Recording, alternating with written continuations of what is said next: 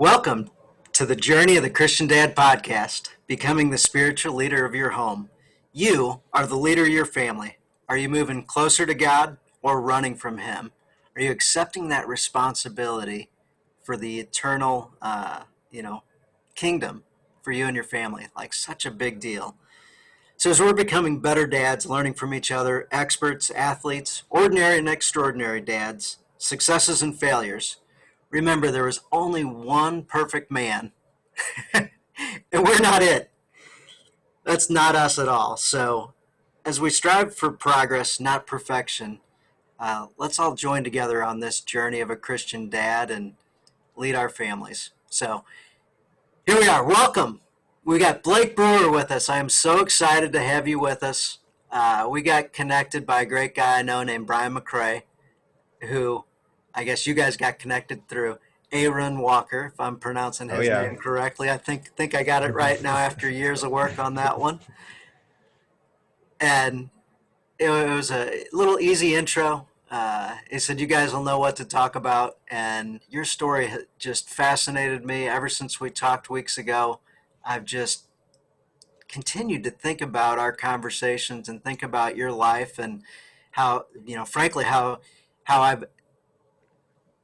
I've got a fan, being a sports fan and stuff, I've got a connection to a whole bunch of different guys in the sports industry, players and executives and managers, coaches, all, the accountant for one of the sports teams around, that Yeah. talks about giving out meal money, all this stuff. But Yeah. anyway, and so I've got to see little kids whose dads were famous athletes and the wives and the girlfriends. So I've got to see that picture of life. You've actually lived that life and have a story that goes around it that leads into pretty significant day, which then has launched a bigger story for you.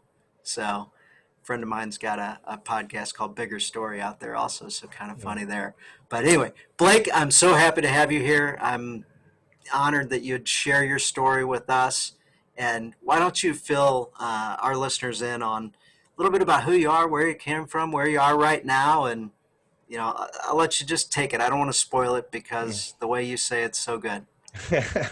Well, I appreciate it, Dan. I'm really excited to be here and to talk to you. Ever since same with here, man. Ever since we talked on the phone that day, I knew that you were a special guy. So it's kind of pretty cool to get to talk to you today. Well, as you were kind of alluding to, my claim to fame growing up was that my dad was Terry Bradshaw's tight end. So that was kind of my identity growing up. Yeah, my dad was Terry Bradshaw's tight end at Louisiana Tech, and he caught his first touchdown pass, and they were roommates. If you read Terry Bradshaw's biography, you can see these stories about some of the crazy things they did in college. And then I have this like really cool picture of my dad and Bradshaw in the Oval Office with President Nixon. So my dad got drafted by the Falcons, but he got hurt pretty soon after. So my dad was not actually that famous. He was maybe in North Louisiana. The people who followed Louisiana Tech, like you go anywhere down there, especially older people now, they're like, oh yeah, Bradshaw, your dad, Tommy Spinks. Yeah, we know all about those guys. But right now, I would say I'm more known for my family. I have a beautiful wife, Amanda. We're in Tulsa, Oklahoma. And then we have a 4-year-old, Gracie Kate, and a 2-year-old named Bo. And Bo came out of the womb at 11 pounds. And it was crazy. And we're glad he got out of there. And my wife is pregnant right now with our third son. And she is just praying to God that he is not an 11-pounder. We talk about it daily. Absolutely. That's awesome.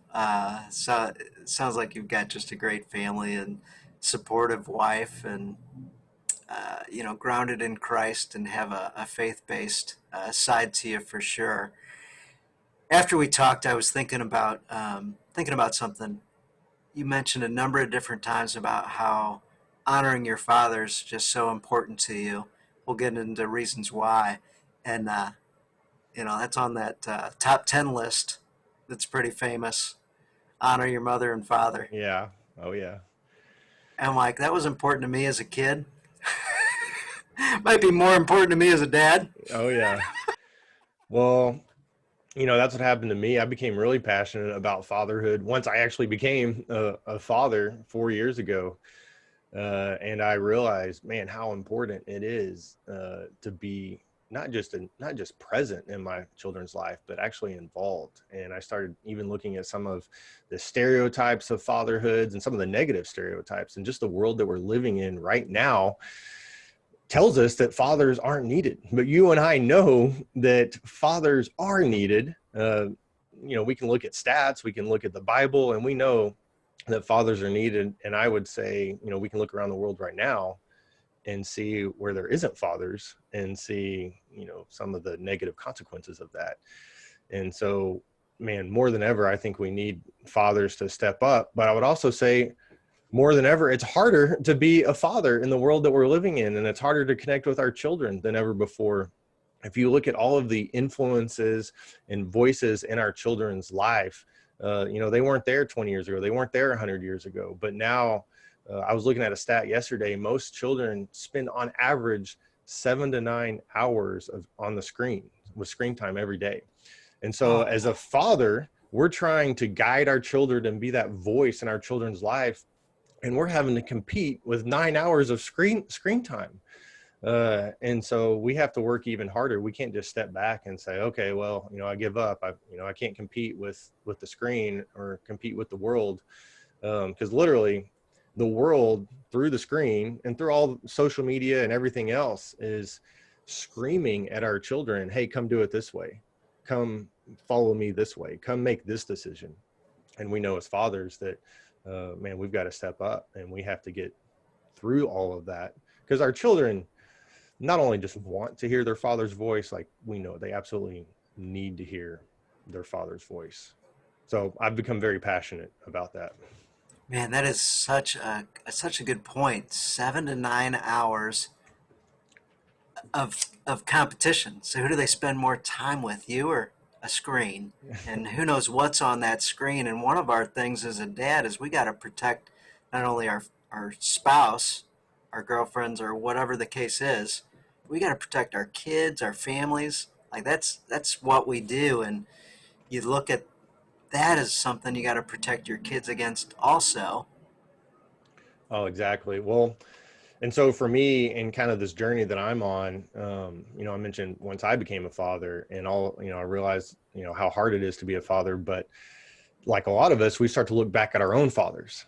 And I became so appreciative of my father and the time that he invested in me. And I just have these memories of him praying with me and reading the Bible with me, being my football coach, taking me camping, like all of those like great fatherly things. But um, my dad passed away when I was 19 years old. I'm 37 now. And my dad's voice is still guiding me to this day, even though he's been gone for almost 20 years now. And so he did something very specific that we're going to talk about, but that Yeah. doing that one action is what is still guiding me today, that I'm like, oh my gosh, like every father needs to do this for their children. So you mentioned something that I just love hearing how guys' experience with it is. It's something that we can be a little vulnerable or not be vulnerable. That prayer, you mentioned your dad prayed with you. It sounds like individually. Yeah. What was that like? Well, it's pretty neat. So my sister is a year younger than me, so it was actually us together. And so Okay. he would come down, and a lot of times I would go to my sister's bed, and it would be the three of us praying, and we would. We prayed a lot of the same prayers. We would pray for the firemen. I remember we'd pray for the policemen. Yeah. We would thank God for our house, for our food, and the sheets that cover us up. Like I said that phrase like for most of my childhood growing up, and we would pray together. And I actually remember there was a point in my life when my dad was in my room praying with me, and I said, Dad, I think I'm old enough now to pray on my own. And it was nothing like I didn't want my dad. I just kind of saw it as this badge of honor, like, I don't need my dad's help. I can pray on my own. And looking back, I'm like, oh my gosh, like why would I tell my dad to not do that? Because I cherish those memories. Like, no, I wish my dad was here today that I could pray with him. Um, Yes, yes, so it's just, those misunderstandings. So, yeah, so dads out there, if you ever hear something like that, that might not mean what it sounded like. right, exactly. I remember a couple of times as a kid where I said something and then I realized the eternal ramifications of the misunderstanding that just happened because I was declaring my independence. Yeah, and honestly, in my childhood mind, I thought, oh, my dad will be proud of me. Like I can do this on my own. It's like I don't need training wheels anymore. I can ride the bike without training wheels. Dad will be proud of me. I can pray without him. Because I kind of saw it as like this kid thing, and it's like not a kid thing at all. Like I would pray with my father right now if he was here, and I would be amazing. Yeah, yeah, absolutely. So, dads, stay curious. If your kid says something like that, maybe they also mean, and I'd still like to pray with you, but Yeah. omitted that part. So that doesn't mean, yeah. Oh, that's great. So yeah, that's something I've been pretty intentional about praying with my kids and working on praying with my wife. So I mentioned vulnerability, and we're going to talk a little bit about that, I think, coming up as well. But we're afraid to share with those closest to us, whether it's our kids, our wife, or what have you. But um, I think prayer is so important to praise, thank, ask. And it sounds like you were doing that as a kid too. So what a cool thing. Well, I'll let you speak to that. It sounds like you think that was a pretty cool thing to have planted in you at a younger age. Oh yeah, absolutely it was. And so then, uh, I like to kind of share because yes, my dad did that thing, but there was even something more special that he did for me that I discovered when I was 19 years old. Yeah, I And was gonna say I'd like to get into that. Like we talked about one, honoring your father. We talk and kind of what we're about to talk about. You're extremely passionate about. It's a topic that I've bounced around upon with a few other people, but nobody has been quite as intentional, researched, like. And I understand why you're passionate about this. So yes, please share that because I even want to hear more about it. yeah, Like we already talked about it, but I want to hear more. I yeah. really want to dive into this now. Well, I'm sure your audience at this point is like, okay, what is this one thing? And I can't wait to tell you. But to really understand it, I have to tell the story of my dad passing and exactly how that happened to fully understand that. So you don't mind if I share that story real quick, do you? Now, I would be offended if you shared it real quick. Okay. Take as much time on this one as you want because this one's a big story. This is one friend of mine from grade school that she did something years ago that was a big deal in my life, and all it was very simple. She just encouraged me and gave me some confidence that I wasn't that goofy, gangly kid that was never going to accomplish anything in life. She looked me in the eyes and she said, which felt weird being like seventh grade and a girl looking you directly in the eyes. And I thought, where's she going with this? Like, this feels weird. And I realized that she wasn't hitting on me or anything, and she just simply said something along the lines of, talked about my appearance a little bit, my eyes, my eyelashes, whatever, and talked about how friendly I was, and kind of said you should have even more confidence in yourself and believe in yourself or something. Whatever the words were, they made me feel so awesome. And um, anyway, she passed away a couple of nights ago, Oh man.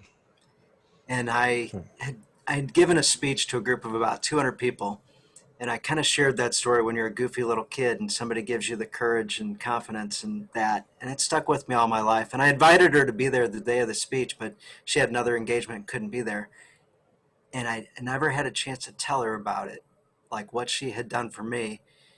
With her passing, so many people have shared similar stories about what she did for them. So like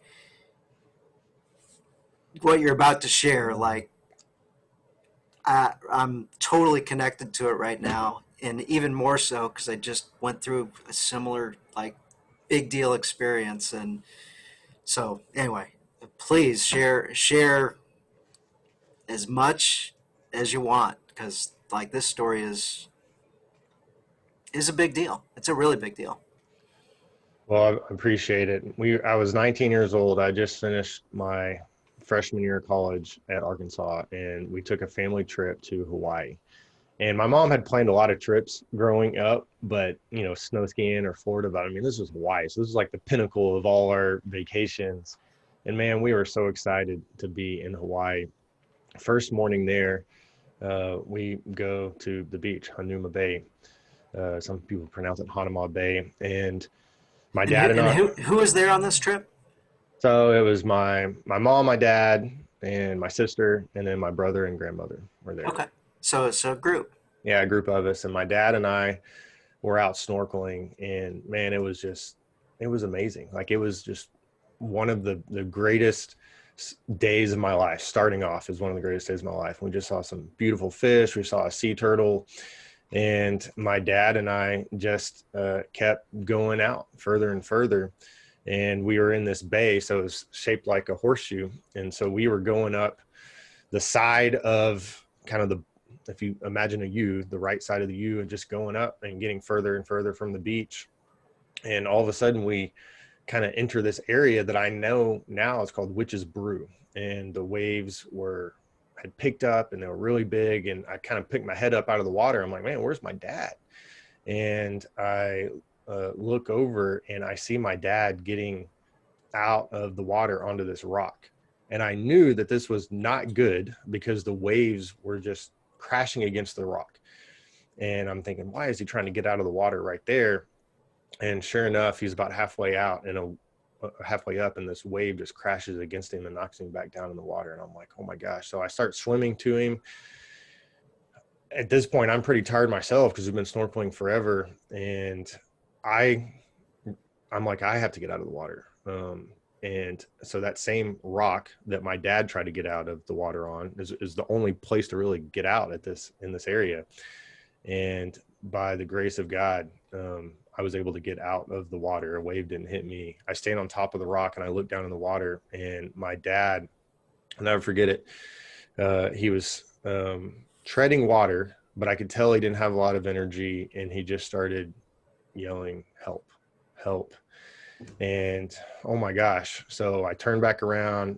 The beach is so far away. I have no idea if the lifeguards can see me, but I start waving profusely and yelling for help. I turn back around, and my dad is still just kind of there in the water treading. And I'm thinking, I can either just stand here or I can do something and jump in after him. And I just couldn't stand there and just watch and let nothing happen. So I jump in after my dad, and I start swimming towards him. And he wasn't that far away, but in the moment that I was swimming, he had gone under the water, because when I got to him, my dad was unconscious underneath the water, just kind of floating there. And I mean, I'm having all kinds of thoughts like, oh my gosh, like this is even more serious than I thought. And I've got to get my dad to shore, but how do I get my dad? There's not a clear place to get to shore. I've got to get around to the other side of this rock. And as I mentioned, my dad was a football player. He was tight end, big guy, 6'3", 230 pounds. So I've got to figure out a way to swim with my dad to get him to shore and amongst these huge waves. And so I just started swimming, put my arms around him, and made it a little ways. And all of a sudden, a man appeared on top of that rock that I'd been standing on. And I think he'd been snorkeling in the area and heard me yelling for help. And he jumped in after us. And when he got to us, we kind of tried to swim with my dad for a couple seconds. And I told the man, like, man, I can't make it. Like, I'm about to go under myself. And he told me to swim to shore. And so he continued to swim with my dad. And looking back, I'm so grateful that man showed up, because I think my life was saved. And as I was swimming to shore, the lifeguard passed me on his surfboard and swam out to my dad, got my dad on the surfboard, and they came back in and started doing CPR to my dad. And I remember them doing CPR, and I'm just right there next to my dad. And I just knew at any moment that it was going to be like the movies, where the water just kind of starts coming out of their mouth, and they opened their eyes, and my dad was going to come too. And I remember praying to God, like, God, just let my dad live. God, please let my dad live. My mom and sister, who had been laying out on the beach, they kind of looked up and saw all this commotion going on and saw the lifeguards. And that's when they said, oh my gosh, that's where Blake and dad were. And so they ran up. I'll never forget my mom's look as she ran up to me and realized that it was dad. And I said, it's not good. I don't think he's going to make it. And so they loaded him in the ambulance. My mom went with him, and they went to the hospital. And once they got to the hospital, they pronounced my dad dead. And it was, I mean, as you can imagine, I mean, anytime that someone passes, it's so hard. But it was, for me, being in Hawaii, it felt like we were in a different country because we were so far away from home. And it was just like this beautiful, wonderful day. And then just in a matter of moments, like, my dad's life was gone. And I just couldn't believe it. And I was asking God, I remember back in the condo that afternoon, and I'm just sitting there mourning, weeping, and asking God, what is the purpose in life? Is there even a God? Like, if there is a God, do I even want to live for this God? Just all those types of questions. And that's when my mom walks into the room, and she has something in her hand, and she comes over to me and says, Blake, your dad's been working on a letter for the last couple of months, and he finished it a couple of weeks ago. And he was going to give it to you on this trip. I just got it out of his suitcase. Here it is. I had no idea that this letter existed. My dad had no idea that he was about to drown. And so in God's provision, he allowed my dad to write this letter.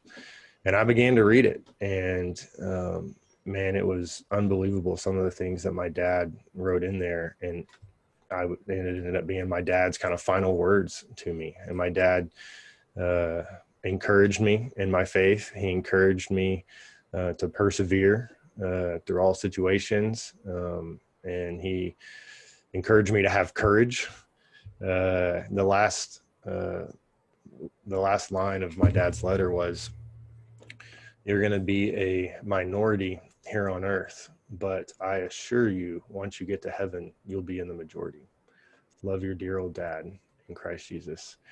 So reading that letter, there was absolutely, in my mind, no question where my dad was now. And because of that letter, it allowed me to, as I was continuing to mourn over the next weeks and months and years, but really to get through that time, and also have the attitude that, man, my dad's in heaven right now. If God went to my dad and said, hey, do you want to go back down to earth? My dad would say, heck no, I'll just stay up here. I'll wait on them. And I just began to develop an attitude of, man, I am so grateful that I had a good dad for as long as I did. When so many people don't have a good dad or don't even know their dad, I can just be grateful that I had a great dad for 19 years of my life. God never promised me or promised anyone that my dad was going to live to be 70, 80, 90 years old. He died at 54. And so, I look back at that time, and to this day, it was that letter that got me through that time. And even today, as I'm making decisions, whether big or small decisions, I filter it through my dad's letter. And there's been times where I've been kind of in the dumps, and it's like, no, dad said, keep going, keep persevering. And it has gotten me through those times. And so I've just realized over the years that how important that letter was to me, and is kind of driving what I'm doing now. Wow. Whew.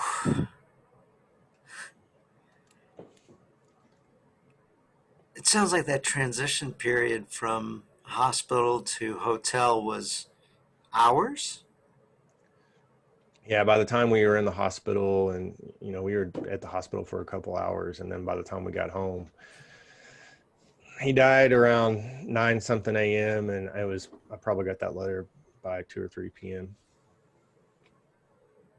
So I'm picturing myself in that situation, just like jumbled, scrambled thoughts, and feels like eternity, but also feels like 2 seconds. Right. Oh yeah. Just spinning, spinning, spinning. And then your mom handing you that letter like time just stopped. That is how I'm picturing this.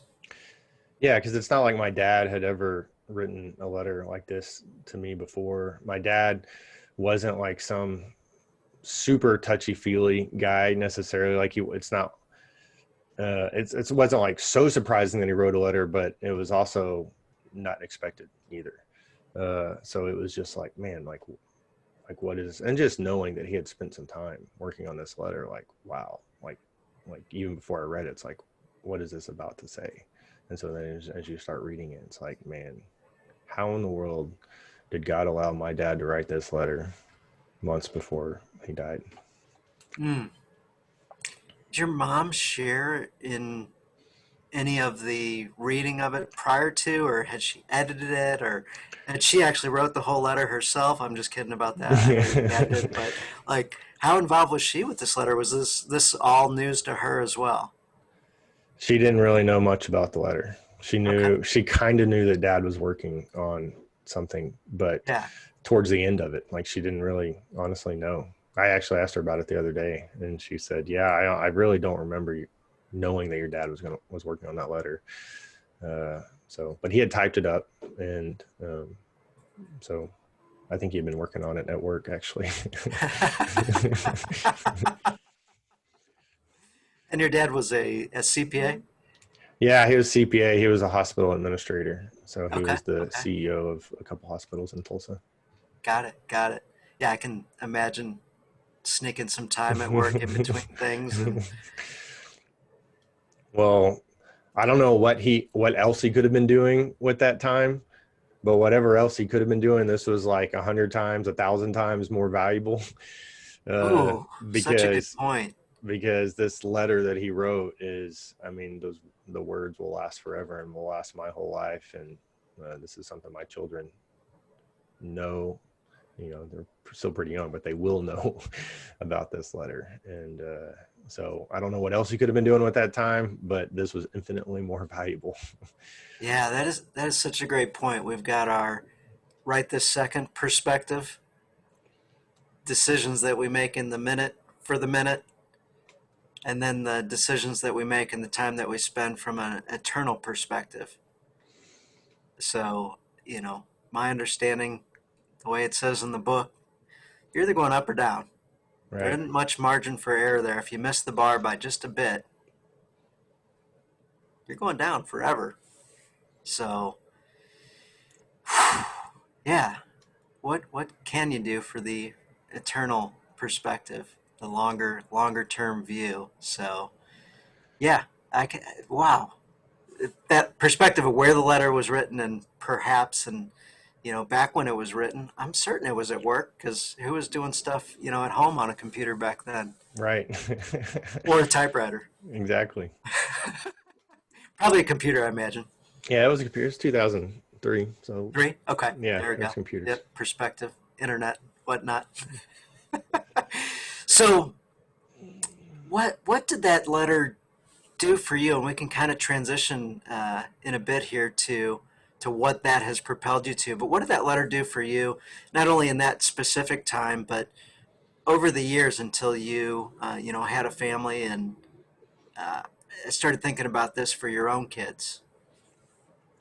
Well, really, that letter just, I would say, was the overall guiding thing for me as I was making life decisions. I got my accounting degree from the University of Arkansas and ended up doing campus ministry for several years. And I don't think I would have done that without my dad's death and this letter he wrote me, because all of a sudden everything shifted for me, and I had to answer this question of, man, do I really believe in God? And if I do believe in God, what does that look like to live for Him? And in this letter, my dad had shared with me about having an eternal perspective and living for things that that mattered. And he wasn't necessarily saying, hey, go do ministry and full-time ministry, but I was faced with a choice when I graduated college, and there was a lot of things in me that did not want to go into campus ministry for a few years. But as I had that eternal perspective, and then I had a lot of people telling me, oh, this isn't a good career decision, but deep in my gut, I knew that it was the right decision. And I knew, again, my dad's voice was there saying, hey, sometimes you're going to have to do some things that the world and your friends or family don't necessarily see as the right thing, but is the right thing. And so you've got to have the courage to step out and do those things. And I felt that when I made that decision. And then for the last 15 years, I've told my dad's story to so many different audiences. And almost everybody I talk to is like, wow, like, I wish that my father had written a letter like that for me. Or they'll say, man, I hope that my father writes a letter like that to me. And then as I talk to fathers, like, there's hardly ever, I don't know if I've ever met a father that says, oh, that would be a terrible idea. No, it's the exact opposite. They're like, oh, I need to do that for my children. But then as I talk to those fathers again, it's like hardly any of them have actually done it, even though they know the value of it. And so this past year, I just, as I was praying about my future and what I want to give my life to, it just kept coming back to this, and as we talked about earlier, and looking at the world that we live in, and how fathers are needed and fathers need to connect with their children. I was just like, wow, like, I've got it. Like, look at what my dad did for me to connect with me in this way, that he's still guiding me to this day, even though he's gone. Like, what if every father did this for their children? Like, this could be monumental for this country and this world. So I set out and said, man, I don't want to just say it's a good idea. I want to actually do it. And not only just inspire dads to do it, but actually, get in the dirt and try to help them write this letter. But I share the analogy of a touchdown pass that my dad threw that Terry Bradshaw threw to my dad. Sorry. Yeah. Terry Bradshaw threw to my dad's.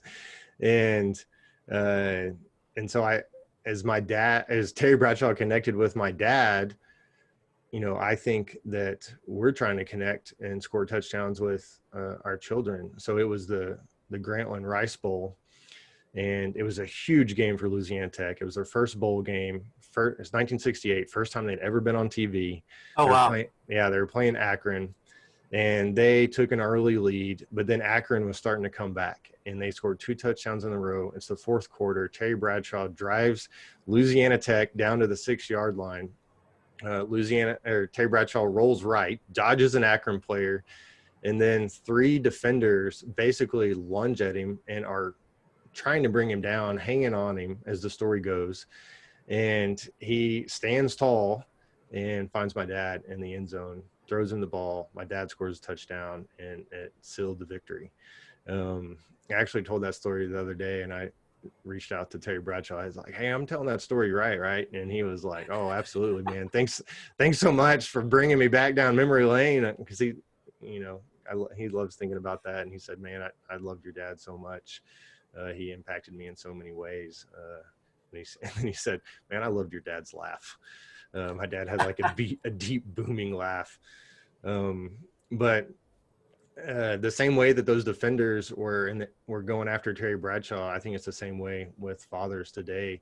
Man, the enemy is coming after us, trying to bring us down, whether it's just the American dream, or just the pressures of trying to provide for our family. Now we get hit with COVID, and we're having to figure that out, and how to manage our family and manage our jobs. I know for me personally, and I struggle with getting on my phone and not being present with my family. I can't even have the phone like in the room. I've got to like go put it out in the truck so that it's not a distraction. And so as fathers, we have so many distractions coming at us, and we've got to stand tall like Terry Bradshaw and connect with our children. And I think writing a letter to our children is as we're trying to score touchdowns with our children so that we can win the game, uh, that I think this is an amazing, so to speak, touchdown that we could score with our children. And I think as you look back at any football game that you won, there's always that one touchdown. They're like, oh man, like that touchdown. It was that after that touchdown, we knew we had won the game. And sometimes that touchdown is in the fourth quarter. And sometimes that touchdown is on the opening kickoff. And you're like, man, once we scored that, we knew it was over.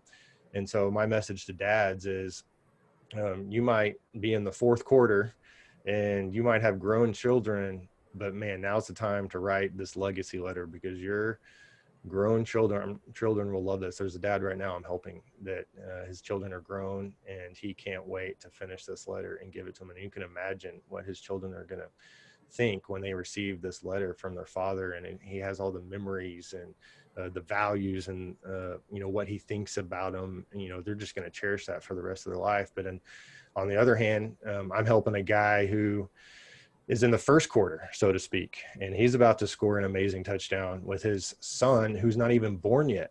And he is writing this letter about how much he loves his son and how proud of him he is. And his son's not even born yet. And this is going to be amazing because, for one, my friend doesn't know when his last day on this earth is. So let's say, God forbid, something happens to him and he never gets to meet a son, or a son never gets to meet him. Like, do you think that those words on that paper are going to mean something to that child for the rest of his life? Oh my gosh, this is what my dad thought about me.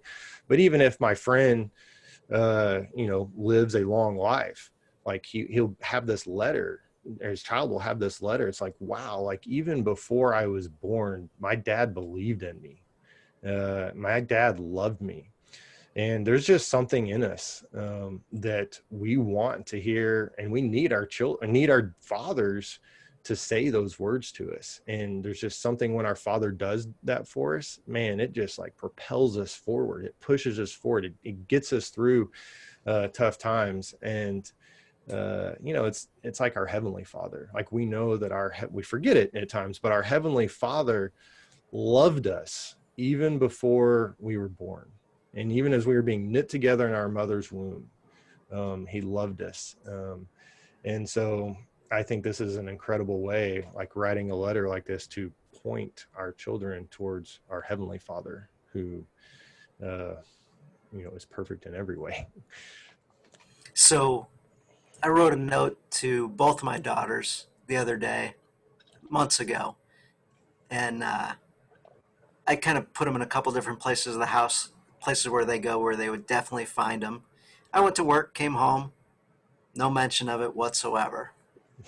I was like, oh, all right. And I thought they just went away, whatever. And that night I go to her room and we go, get ready to say prayers, go to sleep, that type thing. And I'll be darned if she doesn't have a little magnet on her metal bed and has this letter like up there. Oh yeah. I'm like, okay. I leave it alone for a little bit. A while later, I ask her about it. I'm like, hey, I noticed that. She says, oh, thank you so much, Daddy. Like, this means so much to me. And so I'm going to keep it here forever. Yeah. Well, and that's the thing is, depending on the age of our children, there's a good chance they will not be able to communicate exactly what that letter means to them. And maybe they don't even know, because I can assume that 10 years from now, when your daughter pulls that letter back out, and she might be going through a tough time, or who knows, and then she's like, oh my gosh, yeah, these Yeah, and it words. was 2, 3, 4 sentences of encouragement and things I appreciated about her. Just, you know, little, there wasn't much thought that went into it other than I want to write her a quick note and my other daughter a quick note, and I also wrote one for my wife as well. But just something to change the. I think it was during COVID, so like when we're all locked down, like let's just change the attitude of the family a little bit, and break up the routine. And then they all kind of completely ignored it. So I thought until I saw what they each did with them, and the one in particular, I remember keeping it forever, Daddy. Yep. So Well, I think the enemy would love for us to believe that our voices aren't as powerful as they are.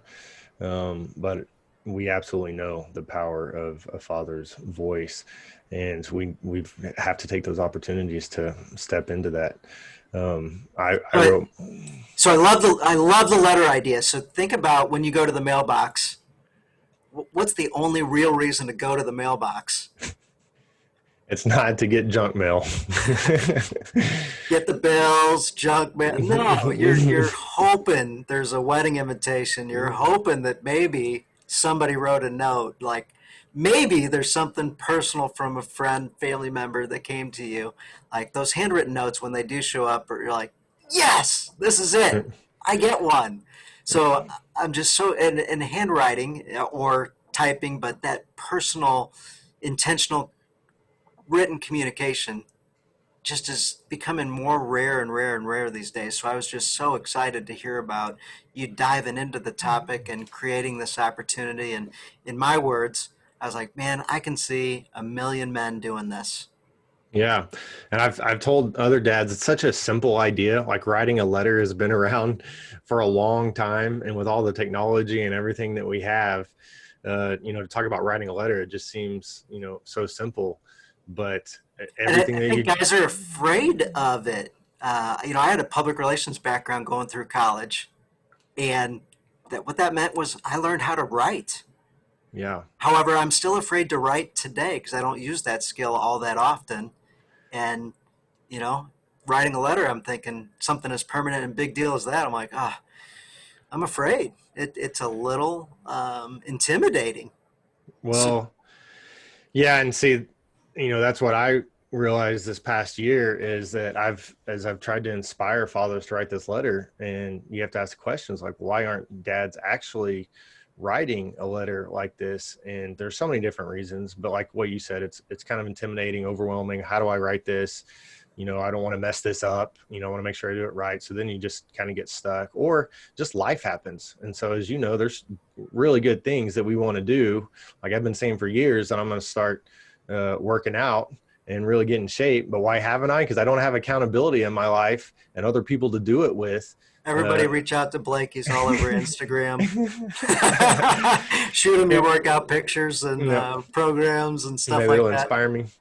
Well, and so I was just like, man, I've got to do more than just inspire. And so that's why we created the Legacy Letter Challenge, which is a 10 lesson course that really helps fathers write this letter. And so what I believe is that every father already has the letter inside them. It's already in their heart. And so this process just helps get the letter from the heart, from the mind, into a piece of paper.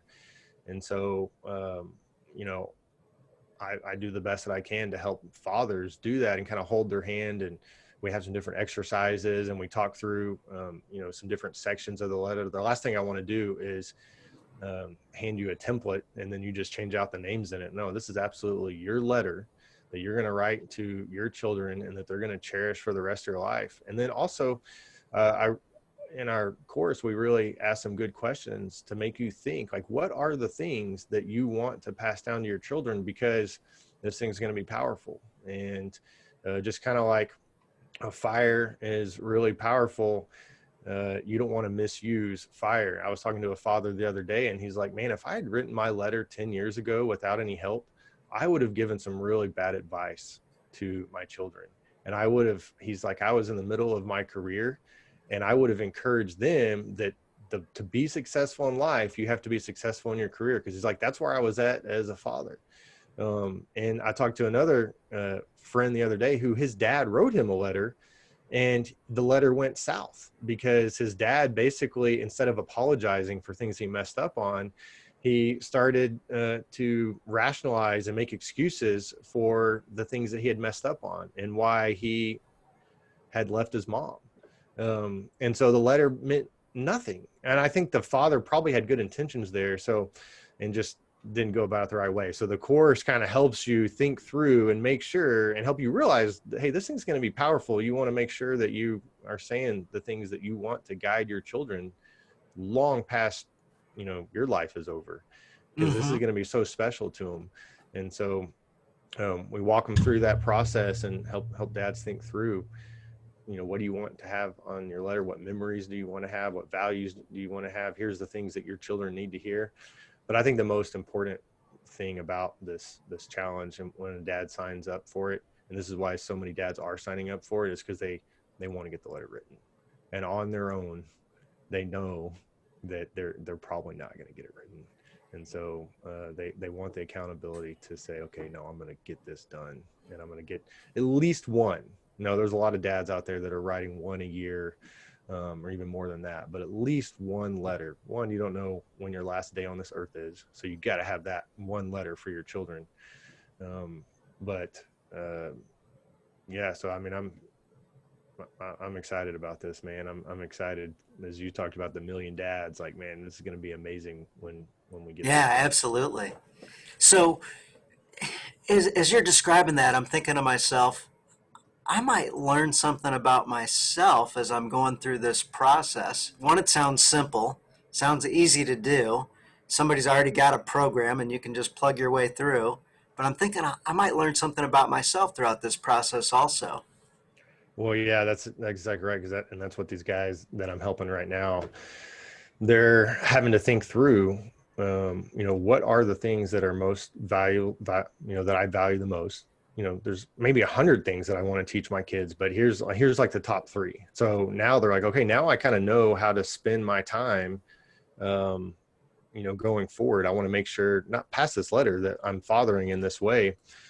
But it is, one dad told me, he's like, man, I have all these thoughts about my children. And then just the process of writing this letter is helping me get those thoughts organized so that I know exactly how I want to lead my children. And it does make you stop and say, okay, yeah, like what is the most important thing in my life?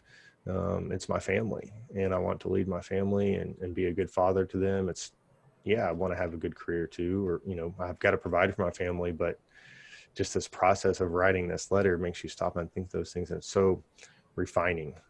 So I'm so excited about this course and this challenge for that. I mean, at the end of it, you have a letter that you're finished, but also just bam, at the end of it, you are absolutely a better father.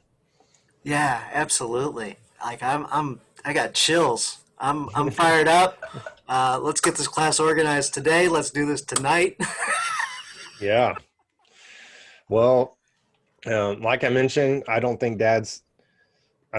necessarily have to have a course to get the letter done, but man, I would love the privilege of helping any father out there write a well-meaning, well thought out written letter to your children. And so if any dad wants to, man, go to legacylettermovement.com.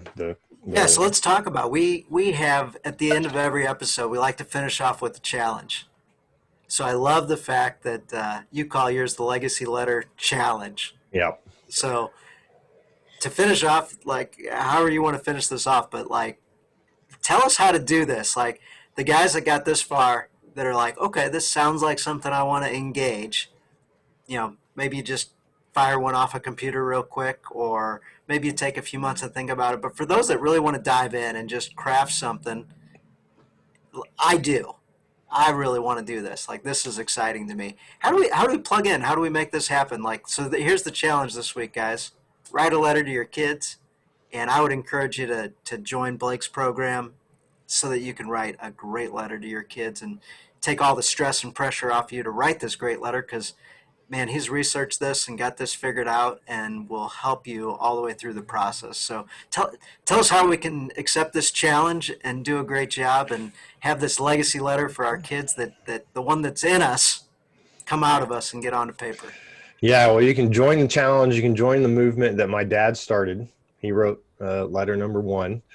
I'm just taking this movement that my dad didn't even know that he started when he wrote me that letter, and keeping it going. So someone can go to legacylettermovement.com, and you can read more about what we do and what you'll get out of it. But just sign up right there.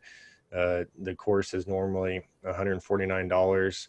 Because of you, Dan, and how much I love you and what you're about, any of your guys can get $20 off with the code your name. So Okay. Dan, then LUIGS, no space, and they'll get $20 off, and they'll immediately have access to the first lesson and get going. You can go through it kind of at your own pace, but I definitely recommend guys taking some time to go through it. This isn't a letter that, I'm sure, Dan, you've never done this, but when I buy my wife a Valentine's Day card, it's like I buy it at Walgreens, and I write Where it. do we fill it out at? Yeah, in the car. In the car. Write a card really quick, and then go inside and hand it to her. And that is not the type of letter that we're trying Oh to my gosh, write. I've got such great intentions with that Valentine card too. I think about it a few weeks in advance. I might even buy it a few weeks in advance and keep it hidden in the car. But when it actually gets written, yeah, right beforehand. Yeah, so this is something that our course helps you like kind of mull it over and think about it. I like to tell dads, it took 12 years to write Lord of the Rings.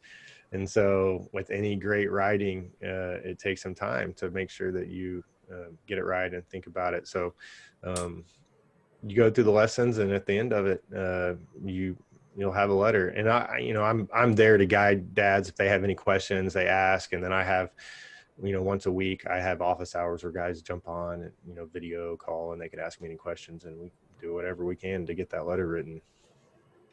That is fantastic. Well, I appreciate you coming on so much. How can guys get in touch with you? We've got legacylettermovement.com, but then any other places? Well, if you follow me on my Instagram account, so we try to post 2 or 3 times a day. So the endurance _. So we've got some great interviews that we've done on there, and we put we say we're celebrating Father's Day 365 days on there. So we have some good stuff on there. Great. So mainly Instagram. Mainly Instagram, yep. All right. Well, fantastic. I appreciate you doing the most important thing, honoring your father. Oh yeah, well I appreciate it, man. And that's what I told some dads last week who were working on their letter. I'm like, I know this letter is for you and for your children, but you guys don't know how much this means to me, because we're getting to honor my dad's legacy by your letters. And so I just appreciate you guys so much for for being a part of that. Yeah, and as you mentioned, we are so impactful on what our kids think and do and their futures, and this letter is going to help seal that, put some authority behind it, and give them some guidance. I think about John Wooden and how he honors his father all the time, and you read about that, and so I'm so thankful that you've created this and have these tools set up so that guys can do this, and I do. I believe 1 million guys are going to engage this challenge and literally can change the world with it. So thank you, Blake. Well, I appreciate you, Dan, and bringing me on and helping me further this movement. I'm proud, honored, grateful. I appreciate it so much. So thank you much, and I look forward to staying in touch, and I look forward to plugging into the next program that's up. So this should get released in the fall, and I should be in that fall program with you. All right. Appreciate you, Dan. You bet. Thank you, Blake.